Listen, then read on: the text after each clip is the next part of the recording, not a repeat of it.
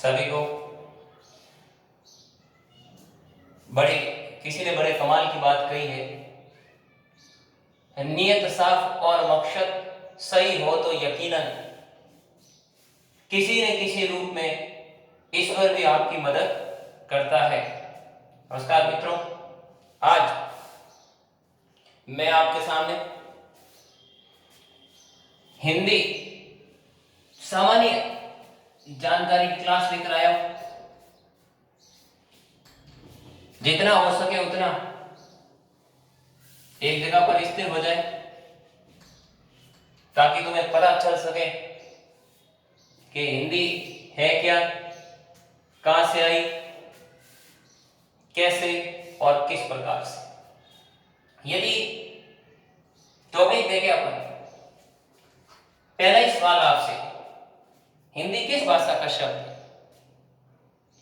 हिंदी किस भाषा का शब्द है? तो यदि बात करें तो हिंदी ईरानी भाषा का शब्द है। ईरानी, इसी को पारसी, फारसी, मूल तो हिंदी कौन सी भाषा का शब्द है? ईरानी। इस ईरानी को ही फारसी और फारसी कहते हैं, क्योंकि ईरानी भाषा के अंदर प और फ का उच्चारण प ही करते हैं वो। त और थ का उच्चारण त ही करते हो। स का उच्चारण वो ह में करते हैं। स का उच्चारण वो किस में करते हैं? ह में करते हैं। और द का उच्चारण ध में करते हैं। तो मित्रों, भारत की सबसे प्राचीन नदी जिसका नाम क्या है? सिंधु। जिसका नाम क्या है? सिंधु। जिसका नाम क्या है? सिंधु। और इस उच्चारण की वजह से ही ये शब्द बन गया। स का उच्चारण ह में और ध का उच्चारण ध में, तो शब्द बन गया हिंदू। शब्द क्या बन गया? हिंदू। और इसी के पीछे लग गई ई। उ और ई मिलकर किसका निर्माण करते हैं? व का। किसका निर्माण करते हैं? व का। किसका निर्माण करते हैं? व का निर्माण करते हैं। और यहां ध्यान दो, तो इस हिंदू से क्या बन गई? हिंदवी। हिंदू से क्या बन गई? हिंदवी। और ये हिंदवी आगे जाकर क्या कहलाई?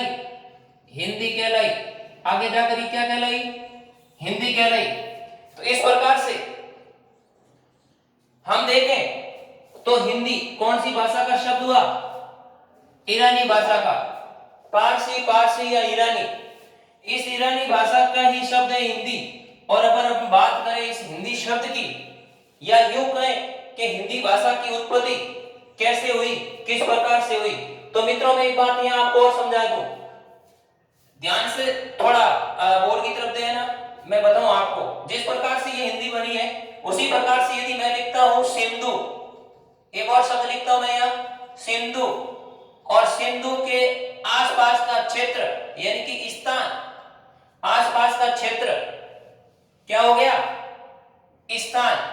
अब ध्यान से सुनना, सिंधु और आसपास का स्थान, ये दोनों ही मिलकर क्या बन गया?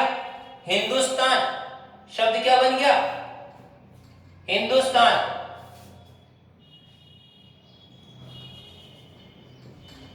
हिंदुस्तान शब्द क्या बन गया? हिंदुस्तान। अब इस हिंदुस्तान की बात करें अपन, तो यदि देखा जाए तो इस सिंधु नदी के इन शब्दों के उच्चारण से ही शब्द सिंधु का बना हिंदू, हिंदू से बना हिंदवी, और हिंदवी से शब्द बन गया हिंदी। इसी प्रकार से सिंधु और उसके आसपास का स्थान, तो सिंधु स का उच्चारण ह में, ध का उच्चारण द में, तो शब्द बन गया हिंदुस्तान। तो ये हिंदुस्तान, और हिंदुस्तान में बोली जाने वाली भाषा कौन सी हो गई? हिंदी। हिंदुस्तान में बोली जाने वाली भाषा कौन सी हो गई? हिंदी।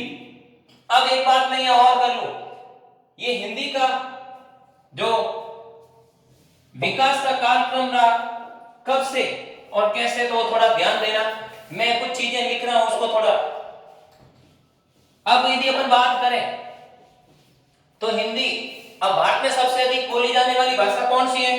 हिंदी। भारत में सबसे अधिक बोली जाने वाली भाषा कौन सी है? हिंदी। तो यदि हम बात करें शुरुआत की, तो शुरुआत का समय था जो, वो किसका था? वैदिक संस्कृत का था। शुरुआती समय किसका था? वैदिक संस्कृत का था। वैदिक संस्कृत के बाद कौन सी भाषा आई थी?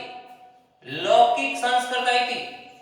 लौकिक संस्कृत, और इस लौकिक संस्कृत के बाद कौन सी भाषा आई थी? पाली। और पाली के बाद कौन सी आई थी? प्राकृत। पाली के बाद कौन सी भाषा आई? प्राकृत। और प्राकृत के बाद कौन सी भाषा आई? अपभ्रंश। कौन सी भाषा आई? अपभ्रंश। और अपभ्रंश का ही एक छोटा सा रूप है जिसको कहते हैं सौर सैनी। क्या बोलते हैं जिसको? सौर सैनी। और इस अपभ्रंश का ही जो बिगड़ा हुआ रूप है, अपभ्रंश का अर्थ होता है बिगड़ा हुआ, इस सौर सैनी से ही किसका विकास हुआ? अपभ्रंश के बाद हिंदी का। किसका विकास हुआ? हिंदी का। अब यहां आपको थोड़ा समझना है, ध्यान देना। हिंदी का विकास इस प्रकार से हुआ था। हम शुरुआत में यदि बात करें तो इसका जो कालक्रम रहा है वो थोड़ा ध्यान देना। जो ईसवी पूर्व यानी ईसा पूर्व, इस ईसा पूर्व की बात करें तो ईसा पूर्व जो कालक्रम वैदिक संस्कृत का था वो था अपने 1500 ईसा पूर्व से लेकर 1000 ईस्वी तक। 1500 ईसा पूर्व से लेकर 1000 ईसा पूर्व तक। हम यदि बात करें वैदिक संस्कृत में, वैदिक संस्कृत के अंदर कैसे इसका नाम वैदिक संस्कृत पड़ा? तो इस समय प्यारे विद्यार्थियों वेद की रचना प्रारंभ हो गई थी। हाँ, एक बात और, वैदिक संस्कृत के अंदर चारों वेद लिखे गए हैं, हम ये पढ़ते हैं सामान्यतः, बिल्कुल नहीं, सरासर गलत है। वैदिक संस्कृत के अंदर केवल और केवल एक वेद लिखा गया है और जिसका नाम है ऋग्वेद। बाकी तीनों का ही जो विकास है वो कौन सी भाषा में है? लौकिक संस्कृत में है। यदि अपन बात करें लौकिक संस्कृत की, तो लौकिक संस्कृत का जो विकास कालक्रम है वो है 1000 ईसा पूर्व से लेकर 500 ईस्वी तक, ईसा पूर्व तक। और यदि अपन बात करें, इनके बीच में 500 का अंतर रहेगा। और यदि अपन बात करें पाली की, तो जो पाली का टाइम पीरियड था वो था 500 ईसा पूर्व से लेकर 1 ईस्वी तक। अब जैसे ही ईस्वी आती है समय अपना सीधा शुरू हो जाता है। तो प्राकृत का जो टाइम पीरियड रहा है वो रहा है 1 ईस्वी से लेकर 500 ईस्वी तक। अब ईसा पूर्व नहीं है, ईस्वी है। उसके बाद यदि अपन अपभ्रंश की बात करें तो अपभ्रंश का जो टाइम पीरियड रहा है वो 500 ईस्वी से लेकर 1000 ईस्वी तक का। और 1000 ईस्वी से लेकर जो वर्तमान समय यदि अपन बात करें, 1000 ईस्वी से लेकर वर्तमान समय तक ये जो समय है ये कौन सी भाषा का समय है? हिंदी भाषा का समय है। कौन सी भाषा का समय है? हिंदी भाषा का। यदि मैं यहां आपसे एक बात और करूं, थोड़ा ध्यान देना भाषा पर। वैदिक टाइम पीरियड यानी वैदिक संस्कृत का जो समय है वो 1500 ईसा पूर्व से लेकर 1000 ईसा पूर्व तक का। उसके बाद यदि अपन बात करें लौकिक संस्कृत की, तो लौकिक संस्कृत के अंदर 1000 ईसा पूर्व से लेकर 500 ईसा पूर्व तक का टाइम पीरियड था। यदि अपन बात करें पाली भाषा की, तो पाली भाषा का जो टाइम था वो 500 ईसा पूर्व से लेकर 1 ईस्वी तक का था। और यदि प्राकृत की बात करें तो 1 ईस्वी से लेकर जो 500 ईस्वी तक का टाइम पीरियड है, यानी कि ईसा के जन्म से शुरू हो गया 500 ईस्वी तक। और अपभ्रंश की बात करें तो अपभ्रंश का जो समय है वो है 500 ईस्वी से लेकर 1000 ईस्वी तक। और यदि अपभ्रंश का जो बिगड़ा हुआ रूप हिंदी है, हिंदी का जो टाइम पीरियड है वो है 1000 ईस्वी से लेकर वर्तमान समय तक। तो एक बात और, यदि अपन बात करें यहीं पर इसी पर बड़ी गजब की बात है, और वो बात यह है यदि अपन बात करें इस वैदिक संस्कृत की, तो यहां अपन ने कहा है वेद उपनिषद आदि की रचना हुई।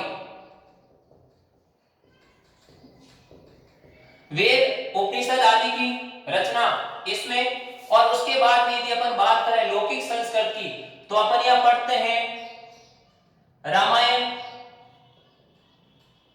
महाभारत, ये जो है ये लौकिक संस्कृत में लिखे गए। लेकिन पाली भाषा के अंदर अधिक से अधिक विकास कौन से धर्म का हुआ? बौद्ध धर्म का।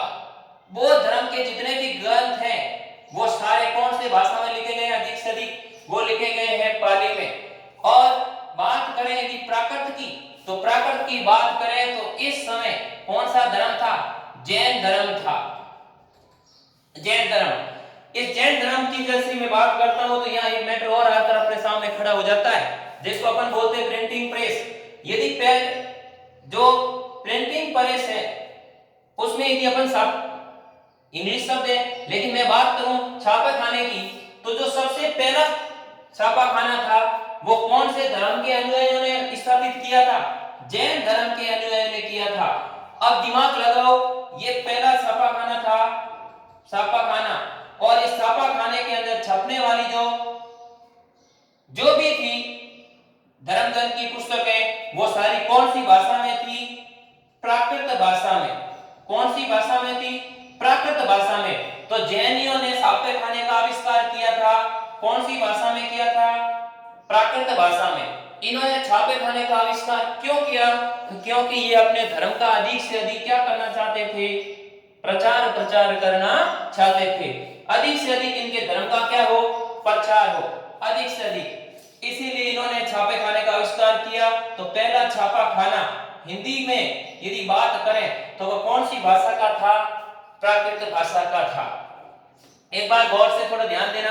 अब यहीं पे एक सवाल और बन जाता है इसी जगह से। यदि बात करें, अब आपसे वो सवाल पूछे कि हिंदी का विकास तो हम कौन से सन में लिखते हैं? 1000 ईस्वी से। लेकिन वो आपसे बात कर दे मानक हिंदी। कौन सी हिंदी? मानक हिंदी। अब इस मानक शब्द का अर्थ क्या होता है? शुद्ध रूप से जो हिंदी का विकास कालक्रम है, प्रारंभ हुआ है, वो कब से हुआ है? मानक हिंदी की यदि बात करें तो उसका टाइम पीरियड रहेगा 1100 ईस्वी से। क्यों रहेगा?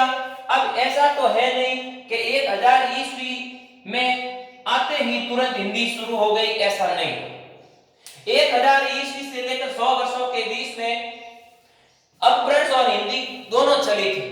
अब ऐसा नहीं है जैसे ऊपर ही देखते हैं अपन वैदिक संस्कृत 1500 से लेकर 1000 ईसा पूर्व तक का जो टाइम पीरियड है, ये जो वैदिक काल, तो यहाँ पर भी थोड़े समय के लिए लौकिक और वैदिक संस्कृत दोनों चली। उसी प्रकार से यहाँ लौकिक संस्कृत और पाली भी चली है। उसी प्रकार यदि अपन यहाँ देखें तो पाली और प्राकृत भी चली है। तुरंत एकदम भाषाएं हटेगी नहीं और नई आएगी नहीं, ऐसा नहीं होगा। कहने का मतलब है कि जो वास्तव में हिंदी का मानक विकास है वो लगभग कौन सी ईस्वी से माना जाएगा? 1100 ईस्वी से माना जाएगा। लगभग 100 वर्षों का अंतर है। अब यदि अपन बात करें हिंदी की, आगे बढ़ते हैं। ये हिंदी का जो सामान्य विकास, अब हिंदी के सामान्य परिचय की यदि अपन बात करें, मेरे ख्याल से आपको अच्छी तरह से समझ में आया होगा। अब यदि यहाँ देखें तो वैदिक संस्कृत के अंदर वेद उपनिषद लिखे गए, लौकिक संस्कृत के अंदर रामायण महाभारत, पाली के अंदर बौद्ध धर्म का अधिक से अधिक क्या हुआ, प्रचार हुआ, और जैन धर्म प्राकृत में अधिक से अधिक प्रचार हुआ। जैनियों ने अपने धर्म का प्रचार करने के लिए छापे खाने का जो प्रथम छापा खाना बना था हिंदी के अकॉर्डिंग, अर्थात जो कौन सी भाषा में बना था, प्राकृत भाषा में बना था। जैनियों ने इसका आविष्कार क्यों किया, अधिक से अधिक अपने धर्म का प्रचार करने के लिए। फिर प्राकृत से क्या आई, अपभ्रंश, और इस अपभ्रंश का यदि शाब्दिक अर्थ देखें तो शब्द बनता है बिगड़ा हुआ। तो इससे ही टूटकर एक छोटा सा इसका भाग है स्वर श्रेणी, और इस स्वर श्रेणी यानी कि अपभ्रंश के बाद भाषा कौन सी रही, हिंदी। अब यदि अपन यहाँ देखें तो हिंदी का टाइम पीरियड है, ऐसे सीधा पूछा जाए तो हिंदी का समय, तो हम क्या लिखेंगे 1000 ईसा पूर्व। लेकिन वो पूछे मानक हिंदी का समय, तो कौन सी ईस्वी से वास्तविक रूप से 1100 ईस्वी से माना जाएगा। आगे इसी क्रम में हम चलते हैं हिंदी।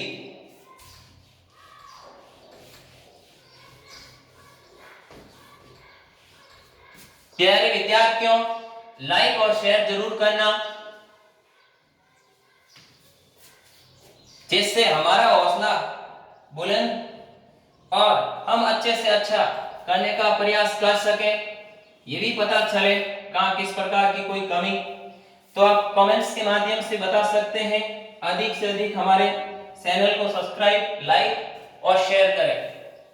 अब अपन बात करें हिंदी, तो हिंदी का विकास है अपना, वो है अपने 1100 ईस्वी से मानक हिंदी का। अब यदि हम बात करें भाषा की, यहीं से हिंदी भाषा की, यहीं से बात करते हैं हिंदी भाषा। अब भाषा यो देखा जाए तो ये जो भाषा संस्कृत के भाष धातु के पीछे अप्रत्यय लगने से बना है, और इस भाष का अर्थ होता है बोलना या प्रकट करना। बोलना या क्या हो गया, प्रकट करना। अब ये भाष धातु से, अब यहां देखा जाए, आपसे पूछे भाषा के कितने रूप होते हैं, भाषा के है रूप, तो भाषा के कितने रूप होते हैं, तो हम पढ़ते हैं 3। कौन से पढ़ते हैं, एक पढ़ते हैं मौखिक, एक पढ़ते हैं लिखित, और एक पढ़ते हैं सांकेतिक। एक पढ़ते हैं सांकेतिक। मौखिक भाषा, लिखित भाषा और सांकेतिक भाषा। मौखिक भाषा, लिखित भाषा, सांकेतिक भाषा। लेकिन सवाल ऐसे भी पूछा जा सकता है, मूल भाषा के रूप,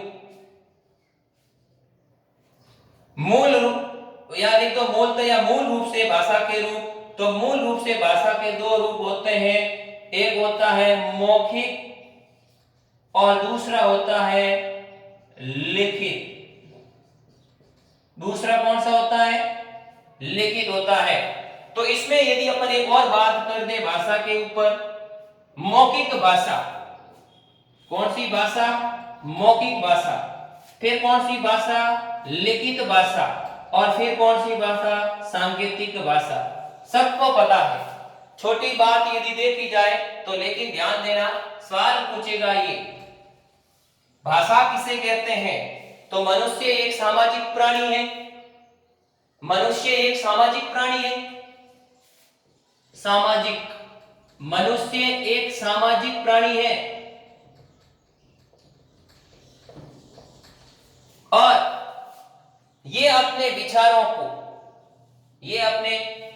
को जिस माध्यम से प्रकट करता है या समझाता है, बताता है या बोलता है, जिस माध्यम से, उसी माध्यम का नाम क्या है, भाषा है। उसी माध्यम का नाम क्या है, भाषा है। अब ये भाषा, तो मूलतः कौन सी भाषा का है, भाषा शब्द कौन सी, मूलतः संस्कृत का। मूलतः कौन सी भाषा का है, संस्कृत भाष धातु से आ प्रत्यय लगने से शब्द बना है भाषा। और भाषा, इस भाषा का ही जो अर्थ होता है वो होता है बोलना या प्रकट करना, बोलना या प्रकट करना। अब हम यह बात करते हैं भाषा के रूप की। तो भाषा के कितने रूप होते हैं? 3। लेकिन सवाल पूछे भाषा के मूलतः कितने रूप होते हैं? तो मुख्य रूप से भाषा के कितने रूप होते हैं? 2। एक होता है मौखिक और एक होता है लिखित। लेकिन यदि वो आपसे पूछे कि इसमें सबसे कठिन भाषा का रूप कौन सा है, तो सबसे कठिन भाषा का रूप कौन सा है? सांकेतिक जो है वो सबसे कठिन है, सबसे कठिन है। और फिर पूछे सरल कौन सा है, तो बोलना सबसे सरल है। और सरल और कठिन दोनों की यदि बात करें, सरल और कठिन क्लिष्ट की बात करें, तो वो किस में आएगा? लिखित भाषा में आएगा। अब क्यों? क्योंकि सांकेतिक भाषा सबसे कठिन क्यों है? कि किसी यदि समझाना हो तो किसके माध्यम से समझाएगा? अपने विचारों को किसके माध्यम से वो प्रकट करेगा? संकेत के माध्यम से प्रकट करेगा। और संकेत की भाषा हर किसी को समझ में आए ये कोई जरूरी नहीं होता। इसीलिए वो सबसे कौन सी भाषा है कठिन? वो सांकेतिक भाषा है। मौखिक भाषा, जैसा बोलना होता है वैसा व्यक्ति क्या कर सकता है? अपना आराम से बोल सकता है। लिखित भाषा सरल और कठिन क्यों है? क्योंकि इसको बोलने के साथ थोड़ा लिखना भी पड़ता है। बात ये नॉर्मल थी, लेकिन अब ध्यान से सुनो। सबसे पहले शब्द पूछा था भाषा किसे कहते हैं? तो भाषा किसे कहते हैं? मनुष्य एक सामाजिक प्राणी है और वह अपने विचारों को, हाव और भावों को जिस माध्यम से प्रकट करता है, जिस माध्यम से क्या करता है? प्रकट करता है। विचारों और भावों को जिस माध्यम से वो प्रकट करता है, जिस माध्यम से वो क्या करता है? प्रकट करता है, उसे हम क्या कहते हैं? भाषा कहते हैं। उसे हम क्या कहते हैं? भाषा कहते हैं। अब भाषा के सबसे पहले बात करें अपन मौखिक। मौखिक भाषा, जब व्यक्ति या जब कोई व्यक्ति अपने विचार बोलकर प्रस्तुत करता है और सामने वाले का समझता है, तो भाषा कौन सी हो गई? मौखिक भाषा। और जब कोई व्यक्ति अपने विचारों को लिखित माध्यम से प्रस्तुत करता है, तो वो भाषा कौन सी हो गई? लिखित भाषा। और जब कोई व्यक्ति संकेत या इशारे के माध्यम से अपने विचार और भावों को प्रकट करता है, वह भाषा कौन सी हो गई? सांकेतिक भाषा। अब यदि अपन बात करें भाषा की, आगे चलते हैं और इसी को भाषा की बात में यदि अपन आगे बढ़े, तो हिंदी भाषा के अंदर यदि हम बात करें, तो हमारे भारत के संविधान, भारत के संविधान में, भारत के संविधान में भाग 17 और अनुच्छेद 343 से 351 तक, 343 से लेकर 351 तक में हिंदी भाषा का उल्लेख किया गया है। किसका उल्लेख किया गया है? अनुच्छेद कौन सा? भाग 17। संविधान में भाग कितने? 17। अनुच्छेद 343 से 391 हिंदी के राजभाषा, हिंदी के राजभाषा होने, ये भी लिख सकते हैं सीधा, तक हिंदी के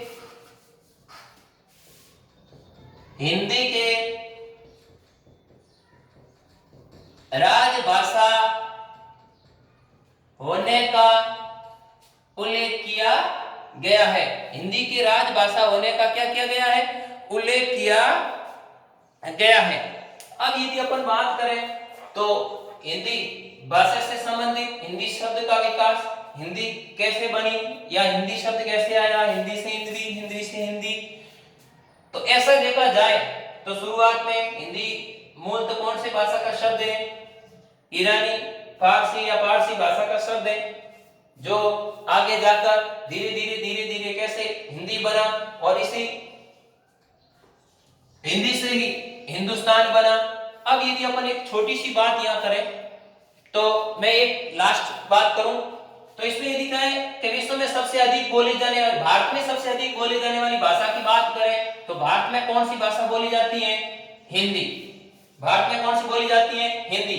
लेकिन अपन यदि बात करें विश्व की बात करें तो विश्व में सबसे अधिक एक भाषा है चीनी, और चीनी भाषा में कौन सी भाषा है? मंडारिनी। और ये मंडारिनी भाषा सबसे अधिक बोली जाती थी, लेकिन अब ये चेंज हो चुकी है। पिछले 6-7 महीनों से संपूर्ण विश्व में भी सबसे अधिक बोले जाने वाली भाषा पहले नंबर पे आ गई है, और वह भाषा कौन सी है? हिंदी है।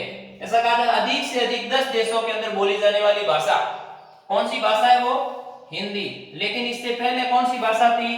चीनी भाषा थी। कौन सी भाषा थी? चीनी भाषा थी। नमस्कार मित्रों, धन्यवाद।